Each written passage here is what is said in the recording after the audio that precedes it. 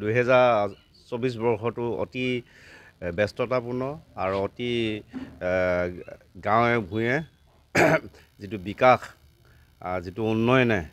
ৰাইজক সেৱা ধৰিবৰ কাৰণে প্ৰয়াস চলোৱা হৈছিল। যোৱা দিনবিলাকত যিবিলাক পৰিকল্পনা কৰিছিলোঁ স্থানীয় উন্নয়নৰ ক্ষেত্ৰত এখন শ্ৰেষ্ঠ বিহপুৰীয়া গঢ়াত যিটো আমি বিহপুৰীয়া প্ৰথম আৰু মহিলা প্ৰথম বুলি যি পণ লৈ আমি বিকাশ চলাইছিলোঁ, সেই বিকাশে এতিয়া গতি লৈছে। মই আনন্দ হৈ জনাওঁ যে এইবাৰ প্ৰতিখন গাঁৱত এতিয়া আমাৰ উন্নয়নৰ কাম চলি আছে।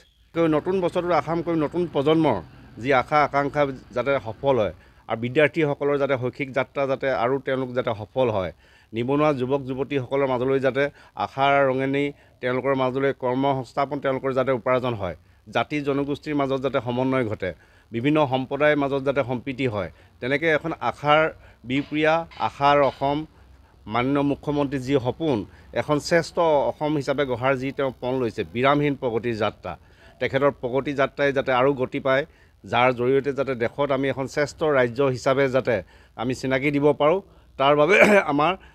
বিৰামহীন প্ৰগতি যাত্ৰা মুখ্যমন্ত্ৰী যশস্বী প্ৰধানমন্ত্ৰী নৰেন্দ্ৰ মোদী ডাঙৰীয়া তেখেতৰ বিকশিত ভাৰত যাত্ৰা, তেখেতৰ নেতৃত্বত বিকশিত ভাৰত যাত্ৰা 2047 চনত যেতিয়া আমাৰ দেশে স্বাধীনতা 100 বছৰ পূৰ্ণ কৰিব, সেইখন ভাৰত যাতে এখন শ্ৰেষ্ঠ ভাৰত হয়, এখন আত্মনিৰ্ভৰ যাতে ভাৰত হয়, এখন নতুন ভাৰত হয়, আৰু সেই নতুন ভাৰতৰ নতুন প্ৰতিনিধিসকল যাতে এতিয়াৰ পৰাই আমি তেওঁলোকক উপযুক্ত মানৱ সম্পদ হিচাপে যাতে তৈয়াৰী কৰি যাতে তেওঁলোকে যাতে বিশ্বক নেতৃত্ব দিব পাৰে, সেইখন ভাৰতৰ বাবে বিকাশ যাত্ৰা। গতিকে এতিয়া সন্মুখত এতিয়া ভোগালী বিহু আছে। গতিকে ইংৰাজী নৱবৰ্ষ মই অসমৰ ৰাইজলৈ আৰু বিশেষভাৱে বিহপুৰীয়া সমষ্টিবাসীলৈ মোৰ সেৱা নিবেদন কৰিছোঁ, আন্তৰিক ওলগ আৰু হিয়া ভৰা শুভেচ্ছা জনাইছোঁ। আৰু মই আশা কৰিছোঁ যে ইংৰাজী নৱবৰ্ষ আমাৰ মাজলৈ সুখ শান্তি আৰু সমৃদ্ধি বতৰা কঢ়িয়াই আনক, এই আশাৰে সকলোলৈ পুনৰ শুভকামনাৰে নতুন বছৰটো সকলোৱে শুভভাৱে আৰম্ভ হওক। যশস্বী প্ৰধানমন্ত্ৰী নৰেন্দ্ৰ মোদী ডাঙৰীয়া তেখেতৰ বিকশিত ভাৰত যাত্ৰা, তেখেতৰ